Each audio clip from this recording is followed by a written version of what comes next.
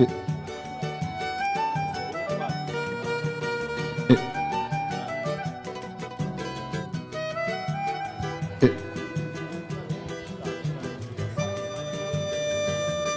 O receptor do verde está aqui.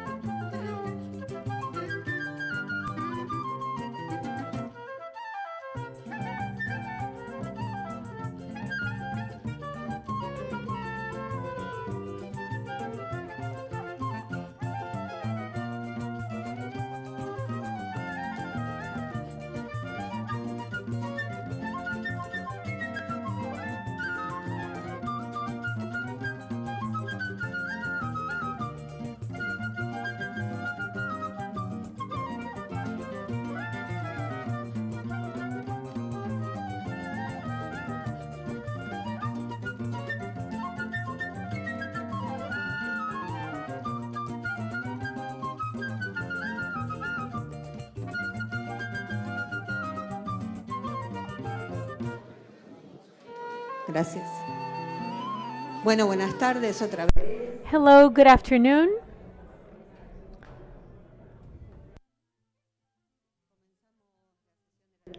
We are starting our afternoon session and our activities.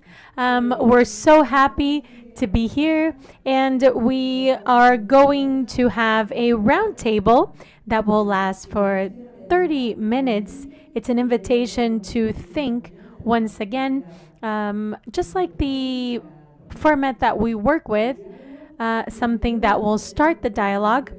And then we're going to have the working groups plenary with the presentation of each of the groups. And then we're going to conclude at 4 with the closing conference named Building Bridges of Integration, Reconciliation, and Fraternity. And if everything happens as planned, we're going to conclude at 5 p.m. so that tomorrow we can meet at 9 a.m. and resume our activities. So thank you so much. Now I'm going to give the floor to Maria del Pilar Barba Buscaglia, who's going to be the moderator of this session. Hello, good afternoon. As it was said, I am Pilar Barba and I represent the National University of Chile. And I think I'm the only person from Chile who's here. So, I will be the moderator of this panel, and our goal is to reflect upon the way forward between Rio, or from Rio, where we are now, and what we talked about this morning, and what is yet to come, which is the meeting in Belem. Mauricio Lopez is with me. He is from the Amazon University program from Ecuador. We also have Christopher Junquist. I hope I'm pronouncing it correctly. He's from the Episcopal Conference of the United States. Thank you so much, Christopher. And we also have Federico Montero from the National Council of University Professors of Argentina. Thank you so much, Federico, for being here. So, in this first round, I would like to ask you to comment according to the conversations that you were part of in the working groups.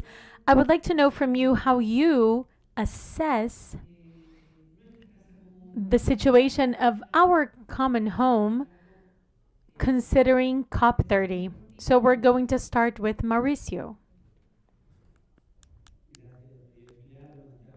Thank you very much, Maria del Pilar. Good afternoon to all. It's wonderful to share this environment with you. And what was said about this synodal panel, I would also like to comment on the topic of this panel. Rio is not only about what we are experiencing now, but the Earth Summit and the Earth Charter. Rio Plus 20 in 2012, I was a part of a panel with lay people where we talked about spirituality, and we had a discuss and we had a dialogue with Pepe Mujica, who was so instrumental for that dialogue. So the Earth Charter, which is something that is still pending, as it was said before, and what is still related to this moment is an epistemological rupture. It's not enough to create programs or adjust institutions or temporary laws or legislations, but we need a epistemological rupture.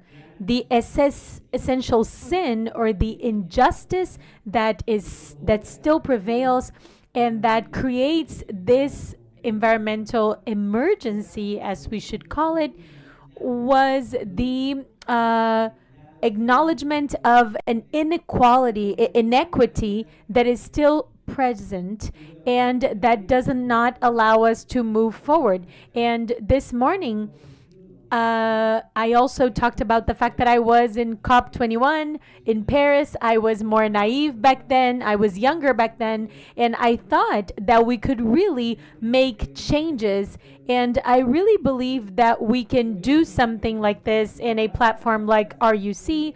So when we get to these summits, considering that the change is going to happen starting from the summit, it's just too late. So, the invitation that we had this morning was to consider structurally the importance of this epistemological rupture. And Belem is the start of a process that will be long term because the decisions were made 1, 2, or 3 years ago, and maybe there is a simulation of participation from the indigenous peoples. We know that this allows the articulation of indigenous peoples, but they already have this. They don't need to know this. They don't need to have this simulation of participation.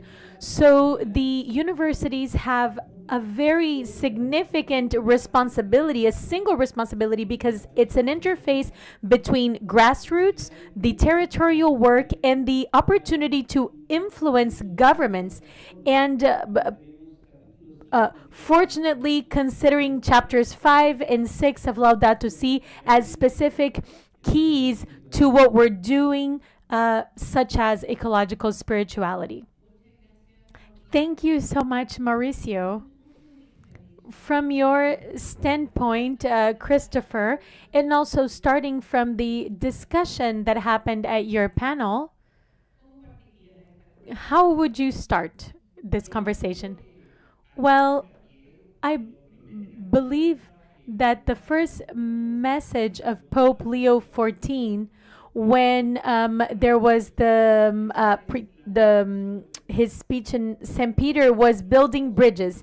The Episcopal Conference in the United States, I am the head of the Office of International Politics, and the main role that we have is to create these bridges, build these bridges with the politicians in the United States and the politicians around the world, so that we can allow for the social doctrine of the church to reach the top of the political structure. So in this table this morning, in the panel, we also talked about the operation of hope. So elevating the social doctrine of the church to the peak or the top of the political sphere, especially in the United States, is our priority as our Episcopal Conference. And in the first term of President Trump from 2016 to 2020, these topics were very fruitful for us. We could really be closer to them, to the Trump presidency, and we were in conversation with them. Very dynamic dialogue, very interesting dialogue. There was a very good collaboration between us and the Trump government, the first term. So the social doctrine of the church and the fundamental message of solidarity and of caring for our common home resonates, I know, with the top political sphere in the United States. And this would be our priority as Episcopal Conference right now. Thank you very much, Christopher. And now from Argentina, Federico.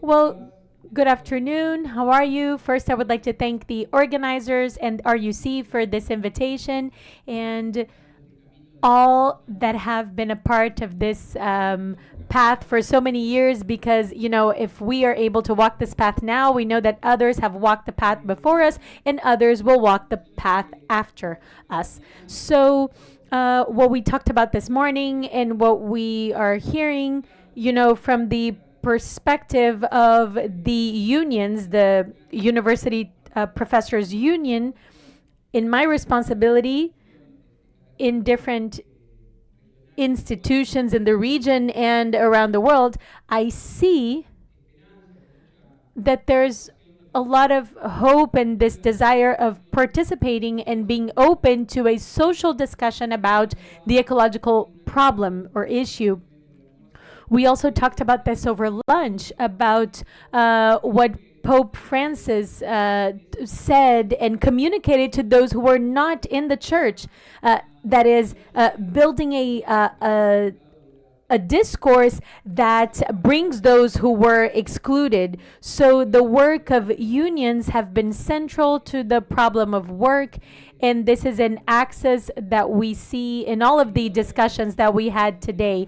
If Laudato Si's plan 10 years ago was to create and build our common home, and there was already a problem of coordination at the time in terms of the policies needed to deal with our common home, Laudato Deum, what happened was that it was verifying the difficulties that were there in that path, but also verifying the changes of what we could consider the objective and the subjective issues related to the discussion. Because, war in Ukraine, all of this and other matters have changed the equation of energy balance around the world. And so we need to hear all those voices that are not agreeing with fair transition, and those that are related to profitability, and also the coming of subjective voices that will end up destroying the doctrine that are seen in Pope Francis' encyclical letters. So, what can we do from our experience in building collective demands is actually articulating concrete proposals that will allow us to be included in the real discussion. So at COP30, they will discuss many things, but the discussion, as it was said this morning, has to do with the ways of compensation, the ways of retribution, and the debt that the most affected countries have, those who are most affected by the socio-environmental crisis, and those who have an external debt and the ecological debt. And as a community, since we want to move forward in concrete transformation, we need to propose an agenda. We need to propose something that will have practical consequences, and then we will discuss how these will be implemented, how these compensations will be implemented. Of course, in COP29, there was this issue or uneasiness with what were discussed and how COP30 was going to be presided and how this would move forward. But I will talk about this later, but the concepts of the reach of the debt related to education will be found in a different way. Now, the extraordinary gain as it happened in the pandemic with specific ends related to access to education, and particularly higher education, has to do with improvement in specific neighborhoods. For example, here in Brazil, there was a conference of education to work with, for example, the offshore platforms with shale oil in the pre-salt, that is trying to consider in a concrete matter how can we solve this issue of the general debt and the ecological debt. And this is the idea that university spaces could be used to have more incidence in the occasion of COP30. Thank you very much, Federico. This first round,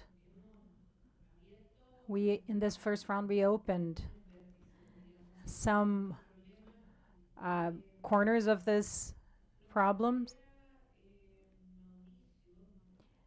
Mauricio, this process of long-term proposals,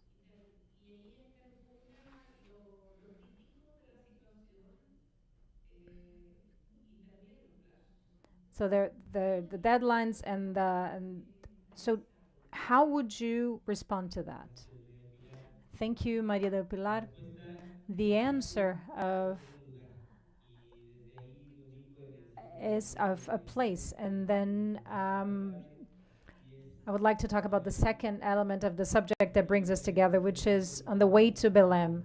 I'm not going to be Christologic or theological, but for us, Belem is the periphery, is a choice for it's choosing the poor, and it also means that we are answering the demand to be part. And this is connected in our spirit experience with the Amazon region. There are many non uh, church branches, like the ecology of the peoples, Pierre Bourdieu. Then there are many other elements that need to be part of the discussion. I think that this notion of long term, as Federico mentioned, every year we end up being disappointed because of the lack of results from um, the meetings. But the thing is, I believe the summits are of a empty proselytism, and it doesn't bring transformation. And we need to have an effective participation, and that's why we have international mechanisms of different kinds. And what helps us to explain the reason why we're developing an initiative such as this one with the Catholic Church in Ecuador, Minuto, the PUC from Rio, the Catholic University in Bolivia, and there are many other universities, and we're sorry for that. But what we have here is a notion of interface without losing our place. I believe that universities in this epistemological shift, more than a matter of survival, they are completely changing higher education. The world has changed fast.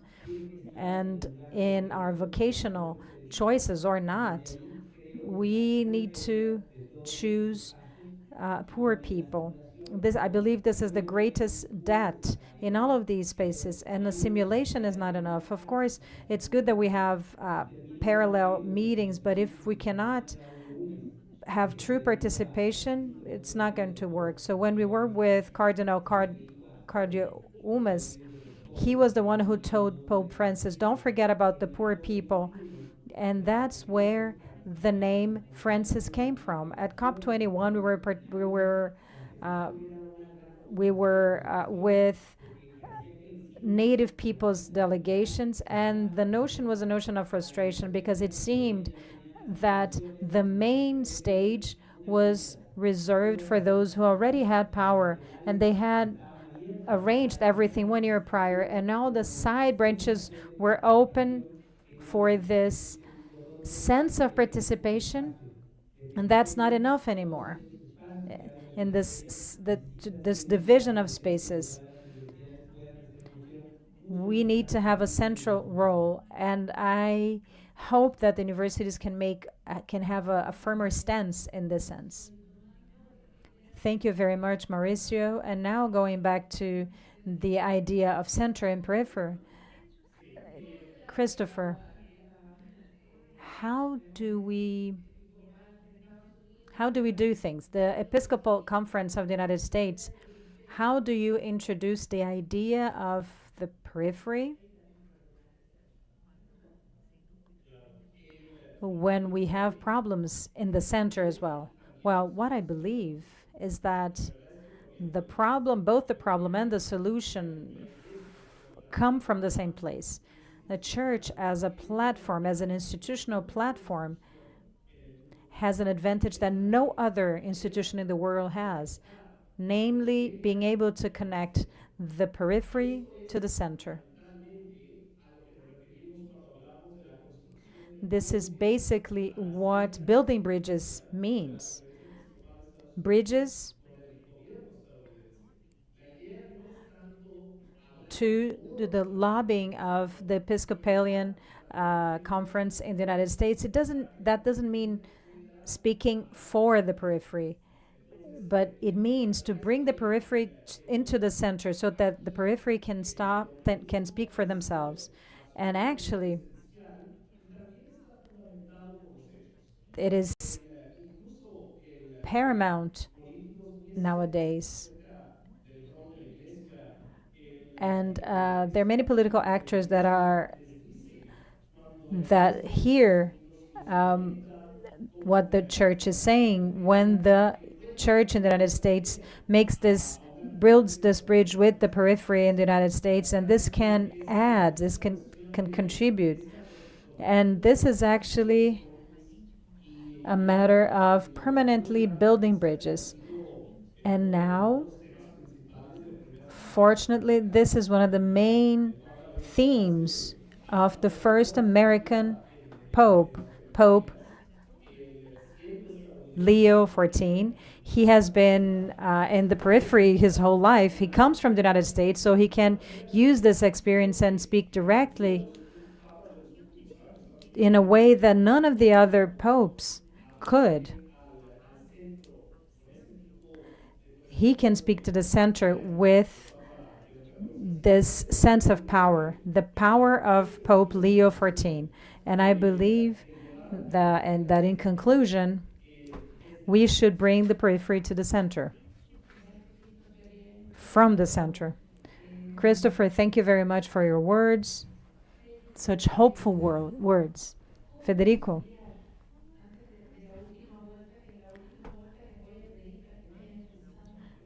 How can you bring together? Well, I'll ask for you for another idea before the last round. But how could you talk about a possibility of agreement at COP30? What would be what would be the lines for this agreement? Following which lines? You say that you talk about that you represent professors and teachers. What are the problems, the pains that you identify as a professor? And how do you connect this to the current needs of our youth? Because we always talk about this during our discussions at our panels, when it seems that the worlds we live in are far apart from one another. And education is a bridge. And a professor is a bridge. Teaching is an intergenerational bridge. Education is a bridge. That's why we're saying that others walk this bridge, and we can walk this path as well. And I believe that the key is building an agenda that is not turned into something corporate, but that it brings about community relationships that strengthen us. And that's why I insist on the proposal of financing or funding for education, so that we can pay the social debt that is also an ecological debt, as Francis said, but not from a corporate perspective, to make sure that there is more participation in the debate in the universities and schools, because we have social councils and universities or committees, and they should be able to decide what's happening in the communities, of course. And answering your question, education that focuses on work, that is not an education that only responds to labor requirements. We have to think about labor from a humanistic standpoint that takes the person, the individual, into consideration, and that also acknowledges the work of professors. We have to consider the group of the United Nations that assesses the role of faculty.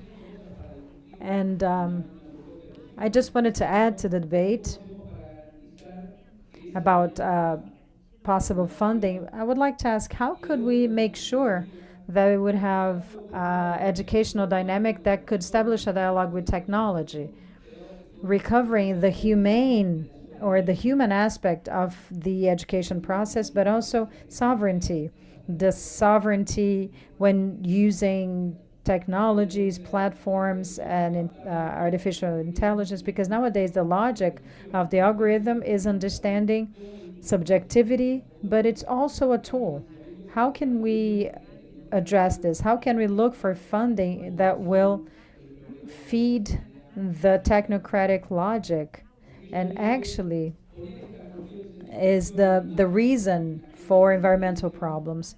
So being brave enough to talk about this agenda, I don't know if this is going to help or solve the problem of copy. We have Fito Paz, an Argentinian singer. I believe you all know him. He says the main thing is not to get there, is trying. It's trying to get there. It's important to reach your goal going through the path. So the agreements are the conclusion of the work in this COP30 or maybe in the next one. Thank you, Federico. And in this last round of questions, we're going to try to come with a sentence that would be that we would like to be as a summary that would talk about the role universities have to play in the future. How hard that is. It's very complex, actually. I'm actually a little bit afraid with the answer we have, because for me, integral ecology as a disruptive category that would support not only the scientific but also the ecological and societal dimension will show us the way. And in COP30, we are adopting Laudato Si as a central element in this reflection. I don't know. I don't know if we understand what this means. I believe that there is a lack of understanding between about this dimension of integral ecology. And we always talk about social ecology, political ecology, but this integral ecology is a challenge because we need to understand where socio-economic, cultural, spiritual, and even anthropological aspects are connected. And the Pope talked about justice for next generation. So I believe there is a lot of power in adopting integral ecology, but I believe that we are not there yet. I think we don't understand beyond words. The grandfather of Laudato Si, Jacques Chardin, can help us. The more we know about something, more confusing is the interaction of the parts. All the elements of the cosmos are interconnected. We cannot break this network. The universe is interconnected. So we need to be with Pope Leo XIV, who believes the same. In the meeting, in the conversation this morning, the bishop from Manaus, I don't remember his name, I'm sorry, he repeated something very important. He said, where feet don't land, the heart won't feel. And the truth is that this summarizes a conversation we had at our table this morning about the 4 principles of the central doctrine of the church, the Evangelium Gaudium, the principle that reality is more important than ideas. So as church conferences, it is we have the responsibility of bridging the gap between the idea and reality of our operations. If your feet do not touch the ground, your heart won't feel it. So you have to invite those who are in places of power to to place their feet in the periphery, because we don't have any other institution in the world as the Catholic Church with the power to do that.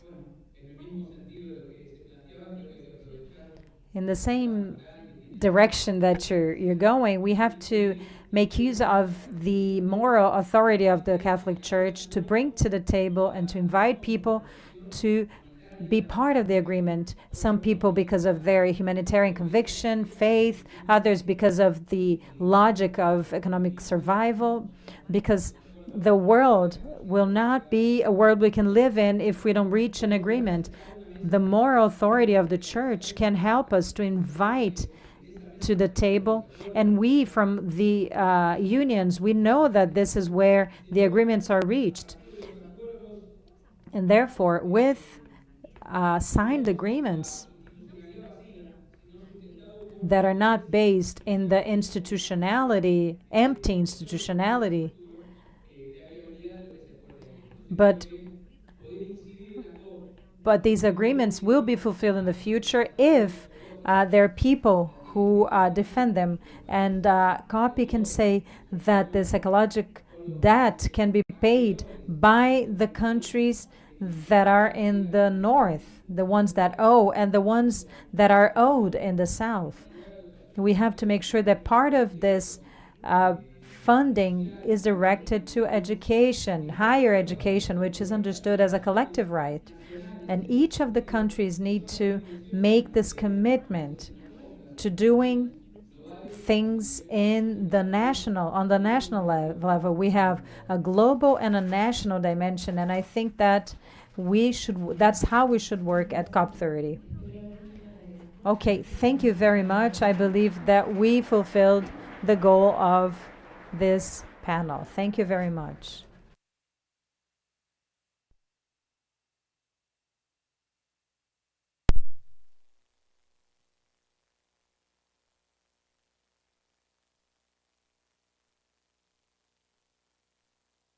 Hola, hola. Bueno, mientras Well, we would like to ask the support team that worked in each one of the rooms to place the seats for all of them. I would like to know if you have the list of the names and the groups, because I believe we had a roll call for each one of the groups. Could you bring the papers? Do you have them?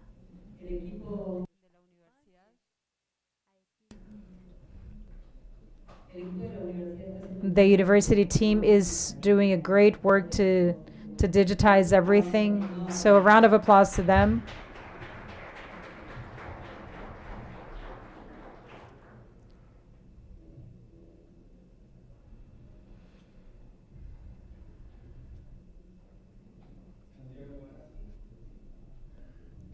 Santiago Barassi.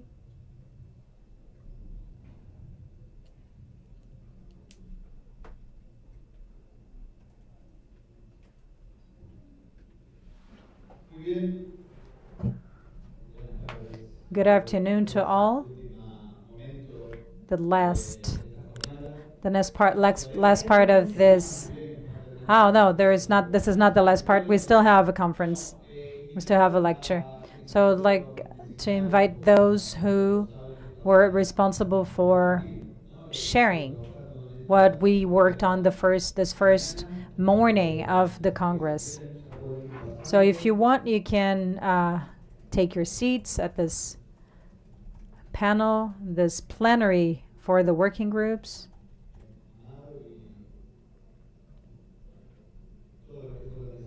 All who were chosen to be the rapporteurs for this portion, for this plenary.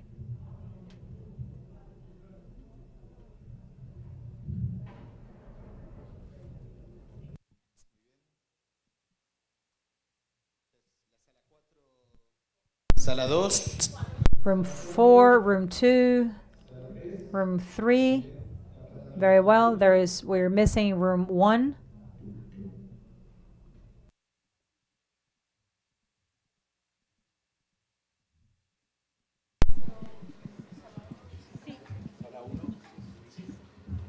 Muy bien.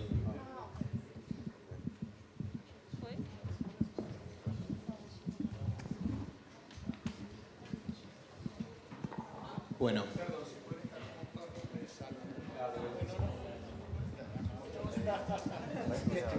Muy bien. No, perfecto. No, ahí está, no, simplemente ahí. Perfecto. Bueno, ahí estamos. Bueno, nuevamente,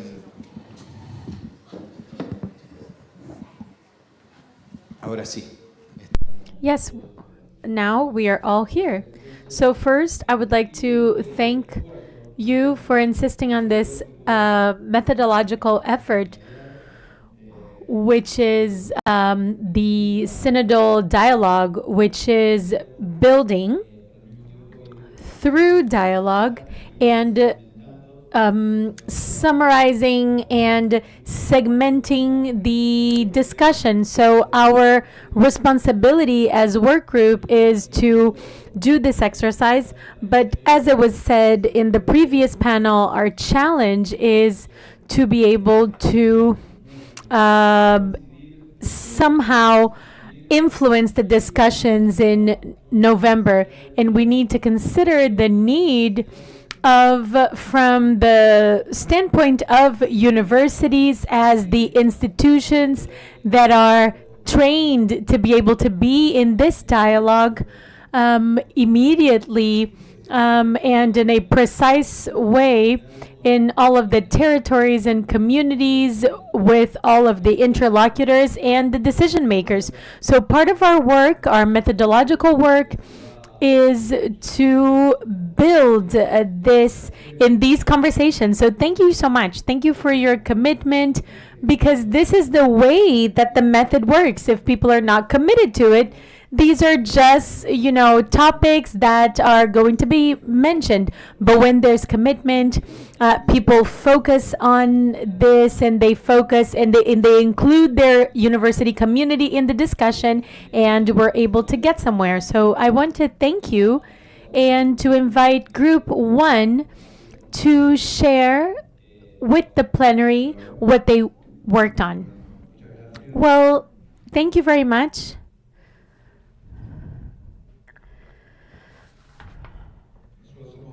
We are from group 1, and this was one of the rooms in which we were able to integrate the groups in a way for people from different countries to participate, and this allowed us to have a different perspective, and we were able to understand why the different institutions were a part of this meeting.